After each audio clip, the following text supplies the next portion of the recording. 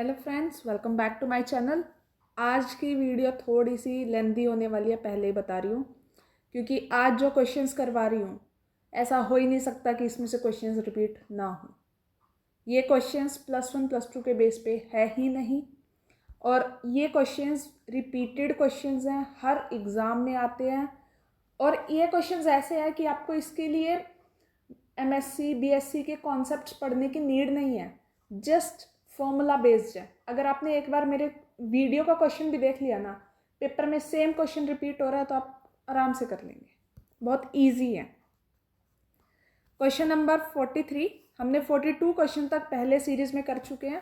अगर आपको करने हैं तो इससे पहले वाले क्वेश्चंस देख लीजिएगा, क्योंकि जो ये सीरीज़ में मैं क्वेश्चन करवाने वाली हूँ, करवा चुकी हूँ, वो सारे क्वेश्चंस इतने इंपॉर्टेंट है कि वो आपको HTET में एज इट इज़ देखने को मिलेंगे।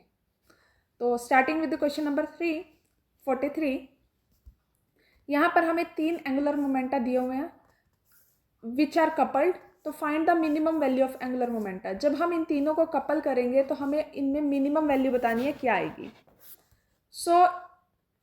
कभी भी 3 एंगुलर मोमेंटा एक साथ कपल नहीं हो सकते, तो हम दो का पेयर लेंगे, जैसे 1 और 3/2, 1 और 5/2, 1 और 3/2। किसी का भी कोई भी एंगुलर मोमेंटा आपके पास, उनके लिए आप पेयर को सॉल्व कैसे करोगे?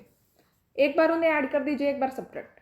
3/2 बड़ा है, 3/2 - 1, 3/2 + 1, 1/2 और 5/2, मतलब यहाँ से यहाँ तक आपका क्या जाएगा? Angular momentum. तो यहाँ पर मिनिमम वैल्यू क्या है? 1/2। ऐसे ही सेकंड पेयर लीजिए 1 और 5/2 का, उससे सॉल्व कीजिए, यहाँ मिनिमम वैल्यू आएगी 3/2। ऐसे थर्ड पेयर लीजिए, यहाँ पे मिनिमम वैल्यू आएगी 1। तीनों में मिनिमम वैल्यू क्या है? 1/2। So this is the answer. Easy था, कॉन्सेप्ट बेस्ड था, कुछ करना नहीं था खास। नेक्स्ट, बुलियन एक्सप्रेशन सॉल्व करनी है। ये तो मुझे लगता है हर वीडियो में इसका एक क्वेश्चन डालती हूँ, तो समझ जाओ कि ये क्वेश्चन पक्का आने वाला है। How to solve it? इस इक्वेशन पे एक बड़े वाला बार है, जब भी बार हटाते हैं तो 2 बार्स आ जाएंगे और उनके बीच का साइन चेंज हो जाएगा। फिर ये बार हटाएंगे तो इनके ऊपर बार्स आ जाएंगे और इनके बीच का साइन चेंज हो जाएगा। इक्वेशन बन जाएगी दिस। अब किसी का भी डबल बार उसके इक्वल होता है तो लिख देंगे।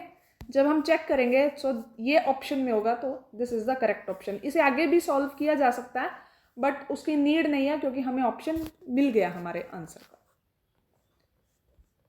Moving to next question. अब आप समझ ही गए होंगे इससे कि ये प्रीवियस ईयर क्वेश्चंस है, पर कहाँ से कौन से पेपर से उठाए हैं वो तो अब आपको तब पता चलेगा ना, जब आपने प्रीवियस ईयर सॉल्व किए होंगे सब। सो प्लीज़ कमेंट करके बताइएगा जरूर ये दोनों कौन से पेपर से उठाए हैं मैंने क्वेश्चंस। नेक्स्ट, एक करंट है आई जो फ्लो कर रहा है एक स्क्वायर कॉइल में जिसकी साइड है ए। उसका मैग्नेटिक फील्ड निकालना है at the centre. Simple Biot-Savart law का क्वेश्चन है ये। यहाँ पर एंगल स्क्वायर का क्या बनेगा? 90 डिग्री, और यहाँ पर एंगल होंगे 45 डिग्री। तो बाइट-सवेट लॉ क्या कहता है? B = μ0/4πI/r sin θ1 θ2। θ1 और θ2 दोनों ही 45 हो गए, r की वैल्यू हो गई a/2। तो यहाँ पर अगर हम सॉल्व करेंगे, क्योंकि a/2, तो यहाँ पर बस वैल्यूज पुट कर दीजिए and we have the answer. और ये जो हमारा निकलेगा, ये this is for one side only.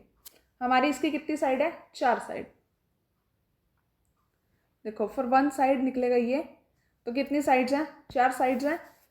तो हमारा क्या निकल जाएगा? ये 4 से मल्टीप्लाई करके this is the answer. Next, ये क्वेश्चन बहुत इंपॉर्टेंट है। यहाँ पर हमारे मैट्रिसेस बेस्ड क्वेश्चंस आते हैं, पूछ लेते हैं कि उनका ट्रांसपोज बताओ, उनका कॉन्जुगेट बताओ, वो हर्मिशियन है या नहीं ये बताओ। तो मैंने चूज़ किया हर्मिशियन वाला एक क्वेश्चन, जिसमें आपको ट्रांसपोज और कॉन्जुगेट निकालना आ जाएगा। हमें बताना है इनमें से कौन सी मैट्रिक्स हर्मिशियन है। हर्मिशियन वो मैट्रिक्स होती है जब हम उसका ट्रांसपोज भी कर दें और कॉन्जुगेट भी कर दें तो वो अपनी मैट्रिक्स के इक्विवेलेंट आ जाती है। मतलब अगर ये कंडीशन सेटिस्फाई करे तो वो एक हर्मिशियन मैट्रिक्स है। अब हर्मिशियन मैट्रिक्स का क्या होता है? हम अब ये चारों है तो चारों को हिट एंड ट्रायल से सॉल्व करना पड़ेगा। मैंने ऑप्शन ए उठाया, उसमें जो मैट्रिक्स है उसका सबसे पहले ट्रांसपोज करा। ट्रांसपोज को ए डैश लिखते हैं। ट्रांसपोज का मतलब क्या होता है, जितने कॉम्प्लेक्स नंबर हैं उनके साइन चेंज कर दो। कितने आयोटा हमारे कॉम्प्लेक्स नंबर है, यहाँ पे प्लस है तो माइनस कर देंगे या माइनस है तो प्लस कर देंगे। उसके बाद उसका कॉन्जुगेट कर दो। कॉन्जुगेट का मतलब बार लगा दो। बार लगाने का मतलब इसको रिवर्स कर दो। ये ऐसे 0 माइनस आयोटा लिखा हुआ है तो 0 माइनस आयोटा यहाँ जाएगा, तो ये आपने मैट्रिक्स के इक्वल आ गई। सो ऑप्शन ए ही हमारा आंसर है। अगर ऑप्शन ए ना आता तो हम बी पे, सी पे हिट एंड ट्रायल मेथड से सॉल्व करते हैं। नेक्स्ट, ई के रिलेशन का भी क्वेश्चन आता है, मैंने बहुत जगह देखा है, बहुत सारे हरियाणा के ही एग्जाम्स में देखा है। जैसे स्क्रीनिंग एग्जाम हो गया, आरोही स्कूल्स के हो गए, एनवीएस वगैरह हो गए, बहुत सारे स्कूल्स में क्वेश्चन आता है और एचटेट में भी 2-3 बार आया हुआ है। तो ये इसमें सिर्फ एक फॉर्मूला लगता है, सो आई थॉट कि क्यों स्किप किया जाए। सीएमपी का क्वेश्चन है वैसे तो, बट आफ्टर टीचिंग जब हम +1 +2 के टीचिंग में आ जाते हैं ना, तो हम अपना एमएससी वाला भूल जाते हैं कॉन्सेप्ट्स, तो उनको प्रॉपरली रिवाइज नहीं कर पा रहे तो कोई बात नहीं, ये क्वेश्चंस देख लो, क्वेश्चन से इतना रिवाइज हो जाएगा कि एटलीस्ट पेपर में मार नहीं खाओगे। यहाँ पे हमें ई के रिलेशन दिया होता है। ई के रिलेशन कुछ इस फॉर्म का होगा, कोई भी रिलेशन दे देंगे आपको ई के में, जहाँ पे ई की वैल्यू दी होगी इन फॉर्म ऑफ के, और इफेक्टिव मास ऑफ इलेक्ट्रॉन निकालना होगा। इफेक्टिव मास का फॉर्मूला क्या होता है, दिस, ये फॉर्मूला याद कर लो, 1/इफेक्टिव is equal to 1/h² DE² मतलब हमें ये वाली वैल्यू निकालनी है ई की, डिफ्रेंशिएट करना है ई को विद रिस्पेक्ट टू के 2 बार। DE/DK क्या आ गया, दिस। डिफ्रेंशिएशन तो अब सबको आती है तो वो सॉल्व करने की नीड नहीं लगती मुझे इसमें। उसके बाद इसका सेकंड डिफ्रेंशिएशन लेना है, तो वो ये आ गया ये। इसको इक्वेशन फर्स्ट फॉर्मूला में ही पुट कर देंगे तो हमारे पास आ जाएगा दिस। पर ये 1/m इफेक्टिव है, हमें m इफेक्टिव चाहिए तो m/2, m/2 is the answer. देखो अब इन क्वेश्चंस के ना कॉन्सेप्ट मत पूछना, इन क्वेश्चंस को मैं इसलिए करवा रही हूँ just for the last moment. किसी ने अगर एमएससी और बीएससी के फॉर्मूलाज नहीं किए हैं, कॉन्सेप्ट्स नहीं किए हैं, तो ऐसा ना हो कि वहाँ से क्वेश्चन आ जाए तो वो छूट जाए। इसलिए इन क्वेश्चंस को बस देख लो, रिवाइज कर लो, अपनी नोटबुक पे लिख लो, चाहे इसी वीडियो को सेव कर लो, उसे एग्जाम से 2 दिन पहले फिर रिपीट पे सुन लेना, तब भी हो जाएगा। ये क्वेश्चन बहुत इंपॉर्टेंट है। अब ये तो सबको ही पता है कि वीजी और वीपी वाले फॉर्मूलाज बहुत आते हैं। एक सिंपल फॉर्मूला क्वेश्चन करवा रही हूँ इसका, ताकि आपको फॉर्मूला पता हो। यहाँ पे हमें डिस्पर्जन रिलेशन दिया हुआ है। डिस्पर्जन रिलेशन क्या होता है, ओमेगा और के बीच में रिलेशन दे देते हैं कोई, हमें वहाँ से वीपी और वीजी कुछ भी निकालना दे सकते हैं। यहाँ पे जैसे इन्होंने वीपी और वीजी यानी फेज वेलोसिटी और ग्रुप वेलोसिटी में रिलेशन पूछा है, कैसे निकालेंगे। ग्रुप वेलोसिटी का फॉर्मूला होता है d⍵/dk, यानी ओमेगा को डिफ्रेंशिएट करना है इन टर्म्स ऑफ के, तो हम कर लेंगे, ये आ जाएगा। वहाँ पे ध्यान रखना ओमेगा² की वैल्यू दी हुई है, ना कि सिर्फ ओमेगा की, तो पहले ओमेगा निकाल लो फिर उसका डिफ्रेंशिएट करो। वीपी क्या होता है, ω/k, ओमेगा की जो भी वैल्यू है उसको के से डिवाइड कर दो। वीजी की वैल्यू आ गई, वीपी की वैल्यू आ गई, दोनों को जब सॉल्व करेंगे वीपी आ गया दिस, इसको यहाँ पे पुट कर दो तो आ जाएगा हमारे पास VG is equal to 3/2 VP. Question number 49, ये क्वेश्चन भी मैंने 3-4 बार देखा है, हालांकि लास्ट 2 साल में नहीं आया कभी। स्टिल जो एक क्वेश्चन एचटेट में आ चुका है वो रिपीट हो सकता है, वो कभी कभी हो। सो इसमें हमें एक दिया हुआ है मैग्नेटिक वेक्टर पोटेंशियल दिया हुआ है ए, दिस, हमें मैग्नेटिक फील्ड की वैल्यू निकालनी है। बहुत इजी क्वेश्चन है, सॉल्व करना इतना आसान है तो क्यों छोड़ा जाए इसे। तो मतलब अब ये समझ लो, अब मैं नेक्स्ट 2 और 3 वीडियोस में ऐसे ही क्वेश्चंस करवाने वाली हूँ, जस्ट कि आपको एक बार अगर फॉर्मूला देख लिया ना तो भूलो ही मत। तो 2-3 वीडियोस इन्हीं क्वेश्चंस की रहेगी, स्किप बिल्कुल भी मत करना और एंड तक ज़रूर देखना ये वीडियो, क्योंकि एंड में आपको एक बहुत इंपॉर्टेंट क्वेश्चन करवाने वाली हूँ। फॉर्मूला क्या होता है इसका, B is equal to gradient of A। Gradient को लिखते हैं ऐसे, A को लिख देंगे ऊपर से उठा के। तो जब हम इसे सॉल्व करेंगे कांस्टेंट निकाल लेंगे बाहर, कर्ल ऑफ एक्स के साथ लॉग ऑफ दिस, इसका कर देंगे पार्शियल डिफ्रेंशिएशन। इसके साथ क्या है आई कैप, इसके साथ क्या है के कैप, आई कैप क्रॉस के कैप। सिमिलरली वाई के लिए यहाँ जे कैप क्रॉस के कैप हो जाएगा। नेक्स्ट थर्ड टर्म आएगी जेड के साथ। एक तो जेड के साथ कोई है ही नहीं टर्म, तो ऑब्वियसली ये जीरो जाएगा। ठीक है, तो लिखने की नीड ही नहीं है। यहाँ पे हम सॉल्व कर देंगे इसे। लॉग का इंटीग्रेशन क्या होता है सबको पता है, लॉग ऑफ एक्स का क्या होता है 1/x। ऐसे सॉल्व हो जाएगा, हमारे पास आ जाएगा ये वैल्यू। अगर फिर भी किसी को सॉल्यूशन में प्रॉब्लम है प्लीज़ कमेंट कर सकते हैं, पूछ सकते हैं। मैं I am always there for you. आपने कभी भी नोटिस किया होगा मैं हर एक कमेंट को आंसर जरूर करती हूँ। ठीक है, तो ऐसा मत सोचिएगा कि हम पूछे नहीं। नेक्स्ट क्वेश्चन एंगुलर मोमेंटम का क्वेश्चन। एंगुलर मोमेंटम दी हुई है ये, LZ की बतानी है कितनी पॉसिबल वैल्यूज हो सकती हैं इसके अकॉर्डिंग। एंगुलर मोमेंटम निकालते कैसे हैं, ये फॉर्मूला होता है L इंटू L+1। हमें मतलब ये निकालना है L h/2π। इसकी वैल्यू क्या दी हुई है पूरी, ये पुट कर देंगे तो यहाँ से L की दो वैल्यूज आ जाएंगी -5 और 4। अब यहाँ पर एंगुलर मोमेंटा की वैल्यू आप माइनस में तो नहीं ले पाओगे, यहाँ जो ये वाली टर्म है, तो हम 4 के लिए ही सॉल्व करेंगे। फॉर L = 4, LZ क्या हो जाएगा -4 to 4। LZ की value can be negative but L can not be negative, वो चीज़ ध्यान रखना। तो कितनी वैल्यू आ जाएंगी -4, -3, -2, -1, 0, 1, 2, 3, 4, कितनी होगी 9 वैल्यूज।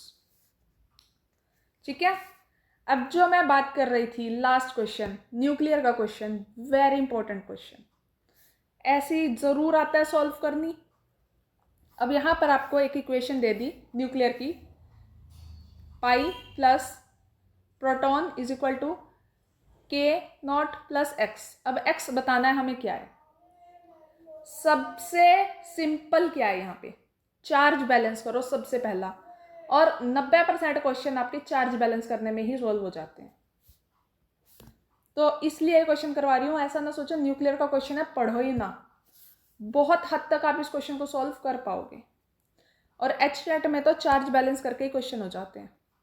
अब ये इक्वेशन है, इसमें इसका चार्ज कितना -1, इसका चार्ज कितना 1, तो टोटल क्या चार्ज कितना हो गया 0। तो मतलब इधर भी 0 चार्ज होना चाहिए टोटल। K0 का चार्ज, जिस पे नोट लगा उसका चार्ज वैसे ही 0 होता है। ठीक है, मैंने चार्जेस कैसे निकाले वो भी बता देती हूँ एकदम बेसिक से। इसके ऊपर नेगेटिव चार्ज है -1, जिसके ऊपर जो चार्ज होता है ना नेगेटिव में वो लिखा होता है ऐसे, तो वो ले लेना। प्रोटॉन के ऊपर सबको पता है कितना चार्ज होता है +1, इसके ऊपर 0 लिखा है तो इसका 0 चार्ज। x का चार्ज हमें पता ही नहीं, तो x का चार्ज फॉर बैलेंसिंग क्या होना चाहिए 0। अब आधा क्वेश्चन तो आपको सॉल्व हो गया। अब x का चार्ज 0 होना चाहिए, इसका पॉजिटिव चार्ज है, ये दोनों ऑप्शंस तो कट ही गए। अगर आपको गेस भी करना है एटलीस्ट गेस तो सही करो, इतना तो हो कि प्रोबेबिलिटी ज़्यादा हो क्वेश्चन सही होने की। अगर आप इससे आगे आपको नहीं आता ना क्वेश्चन, कम से कम पेपर में इन दोनों में से गेस करो ना, इन दोनों पे टिक करने का तो कोई मतलब ही नहीं बनता। नेक्स्ट, इसके बाद हम जनरली क्वेश्चंस में बैरियर नंबर चेक करते हैं, पर यहाँ पे बैरियर नंबर चेक करने का कोई फ़ायदा नहीं, क्योंकि जो हमारे अब ये 2 ऑप्शंस बच गए ना, दोनों का ही बैरियर नंबर 1 होता है। So we will check the strangeness. एक और ट्रिक बताती हूँ इसमें।